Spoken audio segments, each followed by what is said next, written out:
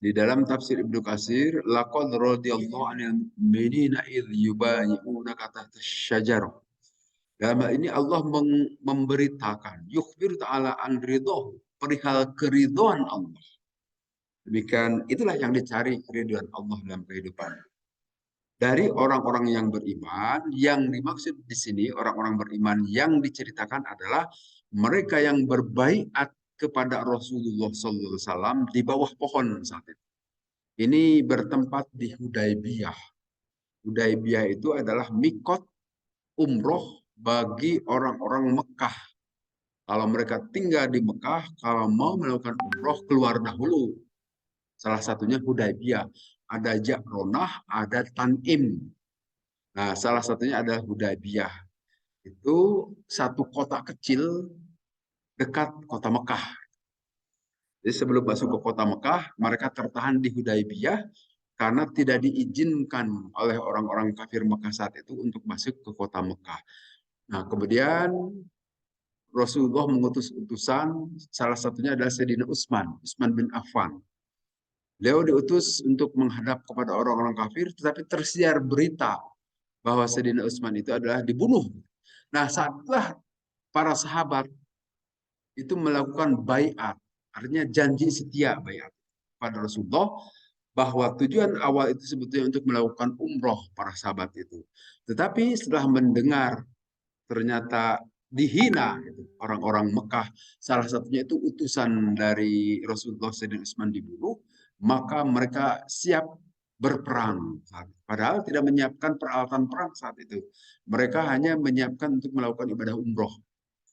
Nah, pengorbanan yang demikian besar daripada sahabat itu diabadikan di Al-Quran ini, yang dikatakan atau dinyatakan terlebih dahulu oleh Allah, Allah meridhoi.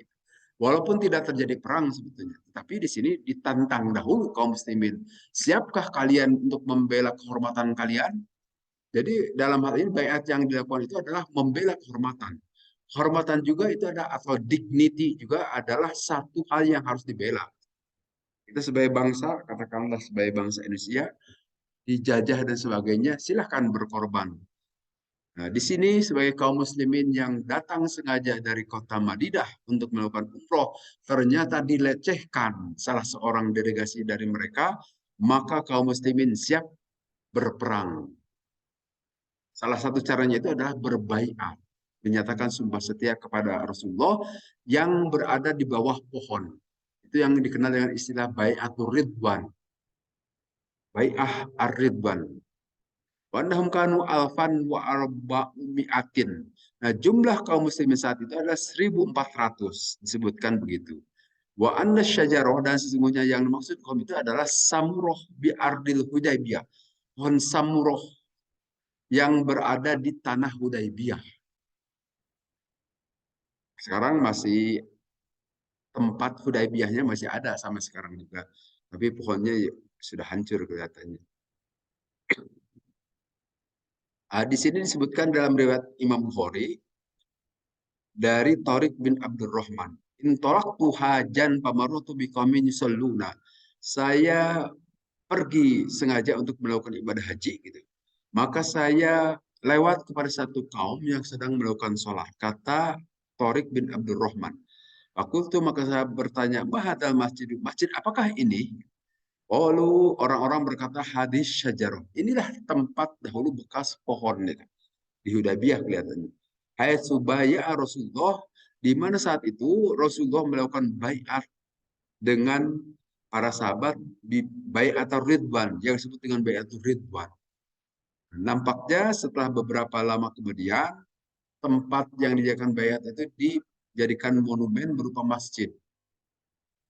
Yang di sanalah kaum yang melakukan ibadah umroh melakukan mikot di tanah itu gitu ya, di masjid yang nampaknya masih sekarang ada, Masjid Hudaybiyah. Dulunya adalah sebuah pohon.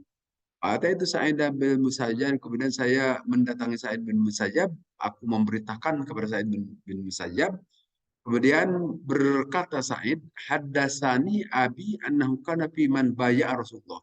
Telah menceritakan kepada aku, bapakku. Jadi Sa'id bin Musayyab ini sebagai seorang tabi'in. Tapi bapaknya itu adalah sahabat Nabi. Nah, bercerita bapak saya itu kepadaku tentang baiat yang Rasulullah SAW melakukan di bawah pohon. Ola, maka berkata itu Rasulullah, "Falamma kharajna," atau berkata Sa'id bin Musayyab, pada saat kami keluar minal amin di tahun yang depan, nasina falam nakdir alaiha. Kami semua lupa. Kemudian berkata lagi saat in ashaba Muhammad Sa'id, in ashabi Muhammad, sesungguhnya para sahabat Nabi Muhammad SAW lam ya'lamuha, tidak mengetahui tempat baiatur ridwan itu di mana. Walam tumuha, kemudian aku memberitakan inilah tempatnya antum, kalian dahulu melakukan baiat, antum a'lam, maka kalian jadi tahu. Nah, ini barangkali bisa saja Hudaybiyah itu bagi jamaah dari Madinah tempat baru. Sehingga tidak heran sebagian dari para sahabat itu lupa lagi di mana Baiatur Ridwan, karena sudah berlalu kelihatannya sebagai tempat yang baru disinggahi, mereka lupa lagi. Tapi sebagian sahabat masih ingat. Itu terjadi obrolan seperti itu di antara para sahabat. Nah, dalam hal ini fa'alima ma fi qulubihim, maka Allah mengetahui apa yang ada di dalam hati para sahabat tadi. Itu artinya membenarkan, kemudian menyempurnakan, dan mendengar juga taat kepada Rasulullah. Nah, kita tahu perjanjian Hudaybiyah ini sangat menegangkan itu ceritanya. Perjanjian Hudaybiyah itu seperti kita ketahui, orang-orang yang beriman itu mau melakukan umroh tetapi tidak diizinkan oleh penguasa Mekah. Ini terjadi tahun ke-6 Hijrah. Setelah perang Khandaq tahun ke-6 Hijrah, kemudian mereka sengaja datang jauh-jauh sampai ratusan kilo, dan itu jalan kaki kan zaman itu, dari kota Madinah ke Mekah, persiapan mau umroh. Ternyata setelah dekat ke Mekah ditahan. Apa tidak marah itu? Sebetulnya layak marah. Tuh, kita menjadi tidak enak dengan penahanan itu. Nah, tetap penduduk Mekah tidak mengizinkan. Akhirnya nanti ada delegasi juga dari Mekah, orang-orang kafir menemui Rasulullah. Nah, saat itu dilakukan perjanjian. Nah, nanti ada cerita di bawahnya itu. Jadi ceritanya itu pada saat mau buat namanya Suhel, utusan dari orang-orang Mekah itu. Suhel berjanji dengan Nabi Muhammad SAW membuat suatu perjanjian yang tertulis. Nah, di situ tolong tuliskan Bismillahirrahmanirrahim, kata Nabi kepada Suhel. Tapi Suhel itu, saya tidak kenal siapa Rahman Rahim. Tidak akan saya tuliskan. Suhel itu penulis dari orang-orang kafir. Tidak dituliskan. Akhirnya tidak jadi dituliskan. Kemudian sebutan perjanjian antara orang-orang Mekah dengan Muhammad Rasulullah. Nah, Suhail juga tidak mau menulis Muhammad Rasulullah. Bukan Muhammad bin Rasulullah, tapi Muhammad bin Abdullah saja. Gitu. Karena kalau ditulis Muhammad Rasulullah berarti kami mengakui beriman. Mereka tidak mau mengimani kepada Nabi Muhammad SAW. Nah, kemudian isi perjanjiannya itu sangat memberatkan dan mendegradasikan, mendiskreditkan orang-orang yang baru datang dari kota Madinah tadi. Mereka tidak boleh melakukan ibadah umroh tahun ini. Itu perjanjian ini sementara mungkin diterima dahulu oleh orang-orang Mekah. Kayak tidak Nabi SAW iya saja kan. Tapi sebagian sahabat tidak enak juga mendengar itu. Loh, udah jauh-jauh kami datang dari kota Madinah, disuruh pulang lagi tanpa hasil, tanpa melakukan umroh. Kemudian perjanjian berikutnya, kalau ada orang Mekah datang ke Madinah, orang Madinah harus mengembalikan. Sebaliknya, orang Madinah yang ke Mekah tidak perlu dikembalikan. Itu berat 11 kan perjanjiannya itu. Demikian juga Sayyidina Umar itu mulai marah. Sampai beliau berkata, loh Rasulullah kenapa setuju itu saja? Bukankah ini Rasulullah? Apakah betul ini Rasulullah? Gitu kan. Sampai bertanya seperti itu, saking anehnya terhadap perjanjian. Dan itu melakukan perjanjiannya berlaku selama 10 tahun, semacam gencatan senjata. Tidak boleh saling serang menyerang. Nah, akhirnya para sahabat kembali lagi tanpa hasil apapun. Yang keenam hijrah.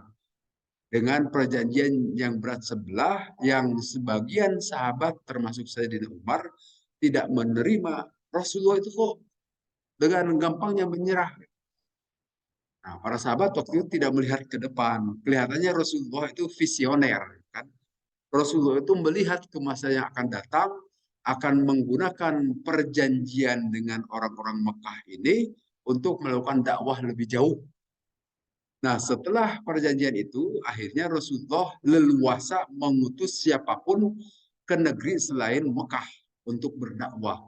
Sehingga pada saat tahun berikutnya, Rasulullah mengutus para utusan, para sahabat, mengirim surat dakwah, ada yang ke Persia, ada yang ke Mesir, ada yang ke Romawi, ke Istanbul, kemudian juga ke beberapa tempat lain. Rasulullah mengirim utusan untuk mengajak para raja tadi itu masuk Islam tanpa diganggu oleh orang-orang Mekah. Karena perjanjian itu 10 tahun untuk gencatan senjata, tidak boleh saling serang. Padahal selama ini orang-orang Mekah itu selalu menyerang Nabi, kan? Melalui perang Badar, perang Uhud, kemudian perang Khandaq terakhir itu. Orang-orang Mekah sengaja nyerang Nabi SAW. Nah, dengan perjanjian ini, dakwah Nabi malah lebih lancar ke negara-negara yang lain. Walaupun tidak semuanya menerima dakwah Nabi, termasuk Raja Persia misalnya. Beliau didatangi oleh utusan Nabi bukannya menerima, tetapi malah surat Nabi itu disobek-sobek. Tapi sebagian raja yang lain, Raja Heraklius misalnya. Heraklius itu penguasa Romawi saat itu, Raja Romawi atau Kaisar Romawi. Demikian juga Gubernur Mesir, itu Mukaukis, itu menerima delegasi, artinya diterima surat itu. Dan naskah surat-surat itu sampai sekarang juga masih ada. Dari Nabi Sallallahu Alaihi Wasallam yang dikirimkan kepada para penguasa.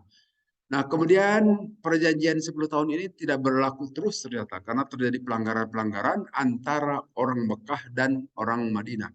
Dan nanti karena pelanggaran ini perjanjian tidak diteruskan. Ujungnya nanti pada tahun ke-8 Hijrah Nabi mendatangi kota Mekah dan berakhir bisa menaklukkan kota Mekah yang kita sebut dengan Futuh Mekah.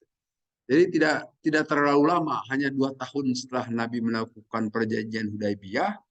Padahal dalam perjanjian tidak boleh ke Mekah, kalaupun ke sana silakan, tidak, orang Mekah tidak punya kewajiban mengembalikan. Tetapi pada saat tahun ke-8 malah Nabi beserta pasukan kaum muslimin menaklukkan kota Mekah dan orang-orang kafir ketakutan gitu, meninggalkan kota Mekah. Walaupun sebagian orang-orang dilindungi oleh Nabi seperti Abu Sufyan misalnya. Abu Sufyan itu adalah semacam wali kota Mekah atau gubernur Mekah barangkali. Tetapi Nabi waktu itu memberikan jaminan siapa yang masuk ke rumah Abu Sufyan aman. Dan seterusnya. Termasuk pada tahun ke-8 Hijrah itu adalah Ikrimah bin Abi Jahal, putranya Abu Jahal, masuk Islam juga. Setelah beliau saat itu melarikan diri dari kota Mekah, tetapi mau kemana? Mendingan kembali ke Mekah. Setelah kembali ke Mekah, masuk Islam akhirnya. Demikian juga Abu Sufyan dan seterusnya, yang lain-lainnya juga masuk Islam. Nah, artinya apa yang dikhawatirkan para sahabat itu tidak terjadi. Justru yang terjadi itu sebaliknya, kemenangan Islam melalui perjanjian Hudaybiyah itu. Nah, dalam hal ini, fa'anzala sakinata, maka Allah menurunkan as-sakinah, ketenangan, ketentraman, alaihim kepada kaum muslimin. Artinya, kalau Allah tidak menurunkan ketentraman, kelihatannya para sahabat memberontak juga saat itu. Tidak menerima, ditolak oleh orang-orang Makkah. Tapi karena Allah memberikan ketenangan, tentram, tetap patuh, taat kepada Rasulullah, walaupun agak menggerutu gitu. Zaman itu juga ada yang menggerutu, tidak semuanya senang begitu saja kepada Rasul. Apalagi zaman sekarang kan, tidak semua orang itu taat kepada pemimpin. Kepada Rasulullah saja banyak yang membantah saat itu. Bapak wasa bahumbatan qariba, dan Allah menetapkan akan memperoleh kemenangan yang dekat. Itulah Futuh Mekah nanti. Tidak perlu nunggu 10 tahun, dalam 2 tahun saja menang. Bahkan nanti Rasulullah tidak sampai 10 tahun dalam 4 tahun ke depan beliau wafat, gitu kan. Tahun ke-10 menjelang 11, beliau SAW wafat. Dan juga kemenangan yang kaum muslimin peroleh bukan sekedar kemenangan, tetapi magonimah rotan. Gonimah, harta rampasan. Itu diambil oleh kaum muslimin. Nah, kalau sebelum Nabi Muhammad SAW, harta rampasan itu tidak boleh diambil. Zaman Nabi dahulu. Tapi setelah Nabi Muhammad SAW dipersilahkan. Ambil itu saja rampasan perang. Di Indonesia itu rampasan perang dari Jepang misalnya, kita jadikan Hotel Indonesia yang di patung Selamat Datang. Itu adalah harta rampasan perang juga. Boleh itu dijadikan hotel dan dijadikan sebagai kekayaan bangsa Indonesia. Nah, karena halal untuk kaum muslimin memperoleh rampasan perang. Nah, zaman itu, zaman Rasulullah SAW juga demikian. Wa mawuni makasirata yakudunha. Itu gonimah yang demikian banyak yang mereka ambil. Wa kana Allah azizan hakimah. Dan Allah itu adalah maha perkasa lagi maha bijaksana. Maha perkasa memang kelihatannya sulit menembus Mekah saat itu, tahun ke-6 Hijrah. Tapi dengan kemahaperkasaan Allah, nanti 2 tahun kemudian habis itu kota Mekah. Artinya bisa ditaklukkan oleh kaum muslimin.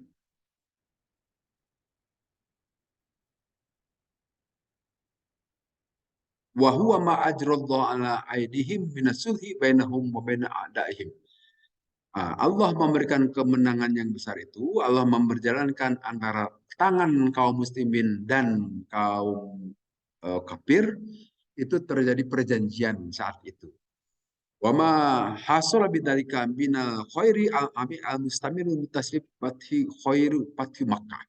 Tetapi tidak jauh setelah tahun ke-6 Hijrah itu, 2 tahun saja, Allah memberikan kemenangan berupa Futuh Mekah, pembukaan kota Mekah. Dikuasai Mekah saat itu oleh kaum muslimin sehingga selesailah perjuangan Rasulullah SAW mengislamkan kota Mekah dan juga kota Madinah menjadi satu kesatuan di bawah pemerintahan atau kendali Rasulullah SAW. Kemudian di ayat berikutnya, wa ma ghanima katsiratan ya'khuduna wa kana Allahu azizan hakima, dan ghanimah yang demikian banyak, Allah Maha Perkasa juga Maha Bijaksana. Disebutkan begini, saat itu ada yang memanggil atau Rasulullah memanggil, Ayyuhan nas, hai orang-orang, al-bai'ah, al-bai'ah, al-bai'ata, al-bai'ata. Ini yang disebut igro. Marilah kita berbaiat, marilah kita berbaiat, tidak menyebutkan kata kerja, tapi langsung objek. Seperti as-sholata jami'ah, itu igro dalam bahasa Arab. Bahasa Arab tingkat tinggi tapi itu ya. Tidak menyebutkan marilah kita sholat berjamaah, tetapi maksudnya ngajak sholat berjamaah itu. Atau kata-kata as-sholata jami'ah. Sama seperti al-bai'ah, al-bai'ah di sini. Marilah kita berbaiat, marilah berbaiat. Nazala Ruhul Kudus, telah turun itu malaikat Jibril gitu. Qala basurna ila Rasulullah, kemudian para sahabat mendekat kepada Rasulullah. Waktu itu Rasulullah memang sedang di bawah pohon yang disebut Samuroh. Kemudian Rasulullah melakukan baiat dengan para sahabat. Dan setelah baiat dilakukan, Allah mengatakan laqad radhiyallahu anil mu'minina. Sungguh Allah telah meridhoi terhadap orang-orang yang beriman yang melakukan baiat di bawah pohon. Jadi ini ayat memang ayat yang turun Madaniyah setelah Nabi SAW hijrah ke Madinah. Walaupun peristiwanya terjadi di dekat Mekah. Kemudian berikutnya, wa'adakumullahu maghani makasirotan. Allah menjanjikan kepada kalian semua itu ghanimah yang demikian banyak yang kalian ambil. Fa'ajjalalakum, maka Allah menyegerakan kepada kalian terhadap ghanimah itu dan juga menahan tangan-tangan manusia.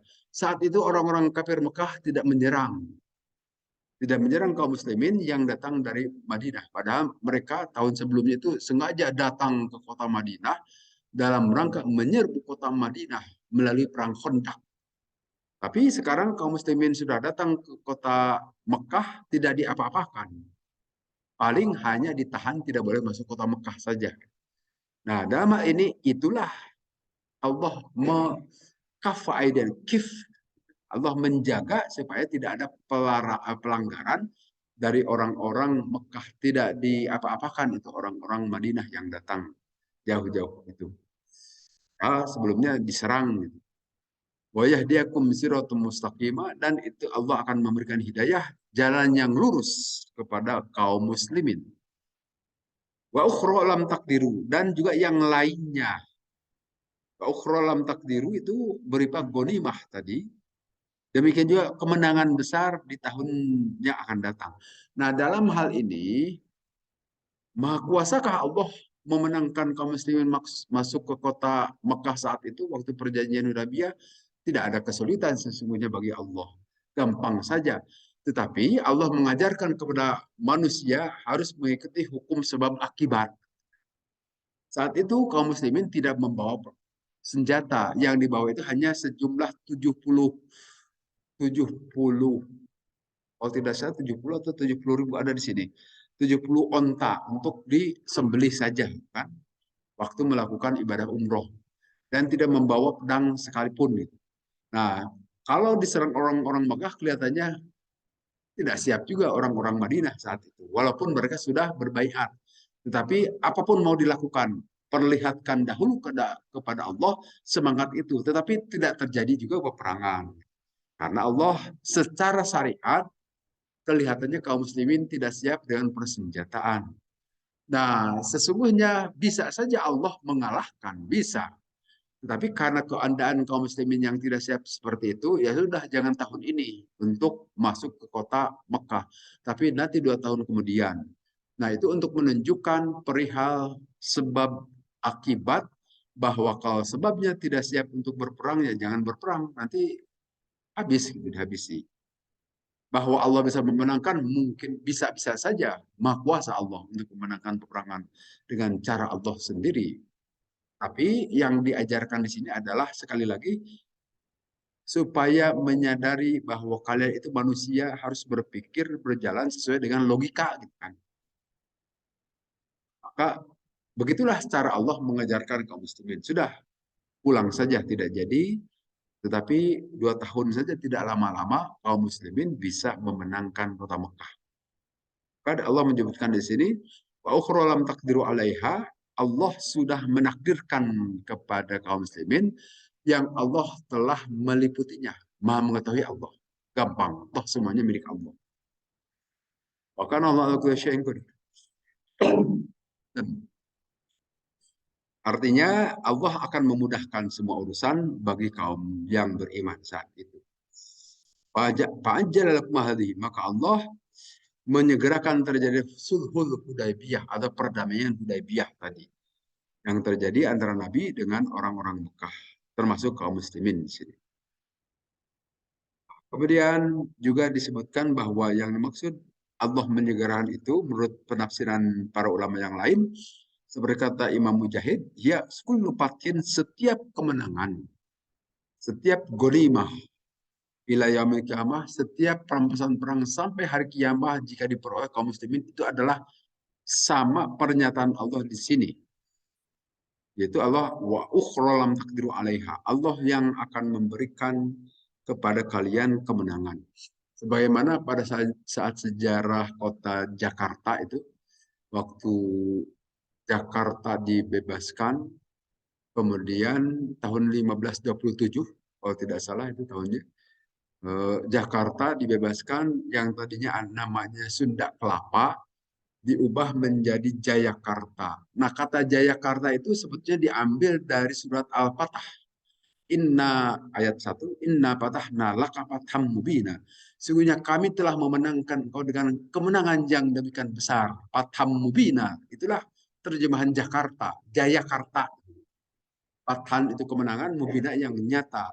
Sehingga diterjemahkan ke dalam bahasa saat itu, Jaya kemenangan, Karta itulah kotanya. Nah, sekarang disingkat menjadi Jakarta. Jadi yang dilakukan oleh para ulama saat itu, kemenangan terhadap Portugis yang saat itu dikuasai oleh Portugis akan Jakarta, kemudian bersyukur kepada Allah, disebutlah Jakarta itu sesuai dengan surat Al-Fatah. Itu menurut sejarawan Pak Mansur Suryanegara begitu. Bisa dibaca di bukunya itu. Api Sejarah 1 dan 2. Artinya memang kemenangan yang akan diperoleh kaum muslimin itu adalah sama seperti kemenangan yang diperoleh oleh Rasulullah dan kaum muslimin saat itu. Dan juga demikian banyak kemenangan-kemenangan yang diperoleh kaum muslimin seperti Sultan Al-Fatih, Muhammad Al-Fatih bisa merebut Konstantinopel, ibu kota Romawi saat itu, Romawi Timur atau Bizantium, yang sekarang menjadi kota Istanbul di negara Turki. Itu dahulunya adalah ibu kota dari Kekaisaran Romawi Timur atau Bizantium, yang kemudian mereka itu membangun Hagia Sophia, masjid besar yang dijadikan sebagai katedral. Setelah ditaklukkan oleh Muhammad Al-Fatih, itu dijadikan masjid. Sampai saat ini jadi masjid. Walaupun zaman Mustafa Kemal Atatürk itu dijadikan museum. Tetapi baru 2 tahun yang lalu, kalau tidak salah, oleh Presiden Erdogan diubah lagi jadi masjid. Sejarahnya panjang, berarti sudah ribuan tahun itu Masjid Hagia Sophia. Itu juga sebagai kemenangan yang ini sudah dinubuatkan oleh Nabi. Nabi SAW pernah bersabda bahwa nanti itu Rum atau Romawi itu akan dikalahkan oleh pasukan kaum muslimin, dan dalam sejarah terbukti tahun 1521 kalau tidak salah itu kemenangan itu diperoleh oleh dengan pimpinan sultan yang masih muda, Sultan Muhammad Al-Fatih. Bisa dikalahkan Romawi. Itu juga bagian dari Patambi, nah, kemenangan yang besar. Dan kemenangan yang lain saya kira banyak dalam sejarah Islam. Kemudian kita lihat ayat berikutnya. Lama di sini disebutkan mungkin dari Anas bin Malik. Lama kana yaumul Hudaybiyah, pada saat terjadi hari Hudaybiyah, habato ala Rasulullah wa ashabu samanuna rajulan. Saat itu turun ada 80 laki-laki dari Mekah dengan membawa senjata, orang-orang kafir. Bin kibali Jabal Tanim, dari arah Gunung Tanim. Tanim juga tempat mikot umroh dari Mekah. Bagi penduduk Mekah, mesti keluar dulu ke kota Tanim atau milih ke Hudaybiyah juga bisa. Yuriduna, mereka bermaksud untuk menipu Rasulullah SAW. Tetapi kemudian Rasulullah memanggil alaihim terhadap ke-80 orang tadi. Akhodu, kemudian terjadi pembicaraan di antara mereka. Maka kemudian turunlah ayat bahwa ladzi kafa aydihum ankum wa adiyakum anhum bibatti makkata min ba'di an anbarakum alaihim. Dialah Allah yang menahan tangan-tangan mereka dari kalian semua dan menahan tangan kalian dari mereka. Artinya ada 80 orang dari kota Mekah, tidak jadi mereka mengusir orang-orang yang datang dari Madinah. Demikian juga orang-orang Madinah tidak sampai juga untuk berperang atau berkonflik dengan 80 orang dari kota Mekah tadi. Tidak terjadi peperangan, tetapi malah kemudiannya menjadi perjanjian. Ini cerita tentang bagaimana perjanjian itu dilakukan oleh Nabi dengan Suhail di sini. Uktub Bismillahirrahmanirrahim. Tulislah ucapan Bismillahirrahmanirrahim. Suhail bin Amr di sini. Nah, kemudian kata Suhail, mana adipur Rahman Ar-Rahim. Kami tidak mengenal siapa Ar-Rahman Ar-Rahim itu. Memang tidak dikenal oleh orang-orang. Yang dikenal oleh orang Mekah itu Allah saja. Allah sifatnya Ar-Rahman Ar-Rahim, mereka tidak kenal. Nah, kemudian akhirnya uktub bismikallahumma. Tulislah ucapan bismikallahumma. Nah, kemudian hada masalah alaihi Muhammadun Rasulullah ahla Makkah. Ini adalah perjanjian damai antara Muhammad Rasulullah dengan ahli Makkah. Tapi Suhail tidak mau menuliskan Muhammad Rasulullah. Yaitu hanya mau menulis Muhammad bin Abdullah saja. Jadi orang Mekah tidak mau mengakui Nabi Muhammad sebagai Rasul, sebagai Nabi. Justru itu yang mereka tolak selama ini. Sehingga perjanjian juga tidak berbunyi Muhammad Rasulullah, tapi Muhammad bin Abdullah. Fabainama nahnu kadzalika idh kharaja alaina salasuna syaban alaihim as-silah. Nah, pada saat itu terjadi ketegangan, maka ada 30 pemuda yang dari orang-orang Quraisy dengan membawa senjata, artinya mungkin semacam menteror supaya tidak terjadi penolakan dari Nabi terhadap perjanjian yang mereka lakukan dari Mekah. Tapi tidak terjadi keributan, hanya barangkali nakut-nakuti. Padahal tadi Allah menurunkan ketenangan, ketentraman. Itulah modal paling besar kelihatannya. Kemudian, li'annahum qaduhu ala ayyatiya mina amil mukbali, para sahabat tidak boleh melakukan haji tahun ini, tapi tahun depan saja. Atau umroh. Umroh dan haji tidak boleh tahun ini, ditahan oleh penduduk Mekah saat itu. Dan di rangkaian ayat terakhir, humul ladzina kafaru wasaddukum anil masjidil haram. Mereka itulah orang-orang kafir dan menghalangi kalian dari Masjidil Haram. Artinya tidak mengizinkan Masjidil Haram didatangi oleh orang-orang dari Madinah. Sehingga para sahabat tidak bisa menyembelih sembelihannya yang sengaja dibawa dari Madinah. Tentu saja kalau dibawa sambil dinaiki atau dituntun jalan kaki.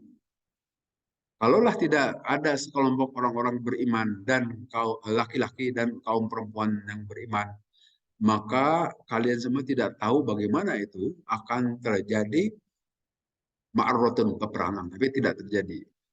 Dengan demikian Allah memasukkan orang-orang ke dalam rahmatnya siapa yang Allah kehendaki.